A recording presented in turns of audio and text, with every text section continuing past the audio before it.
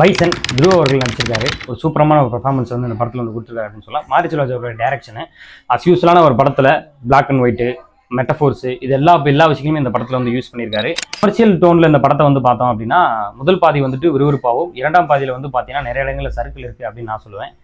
பசுபதி அவரோட கேரக்டர் தான் இந்த படத்தில் ரொம்ப ஒரு முக்கியமான ஒரு கேரக்டர். செம்மையான ஒரு பர்ஃபார்மன்ஸ் வந்து இந்த படத்தில் வந்து கொடுத்துருக்காரு. பயங்கரமாக மிரட்டி விட்டாப்ல அப்படின்னு சொல்லலாம். ஒரு வாத்தியார் கேரக்டர், அந்த கேரக்டருக்கு படத்துக்கு வந்துட்டு ஒரு முக்கியமான ஒரு கேரக்டர். அது ரொம்ப கன்வின்சிங்கான ஒரு ரோலில் ஒருத்தர் வந்து பண்ணியிருக்காரு. சிறப்பாகவே பண்ணியிருக்காரு அப்படின்னு சொல்லலாம்.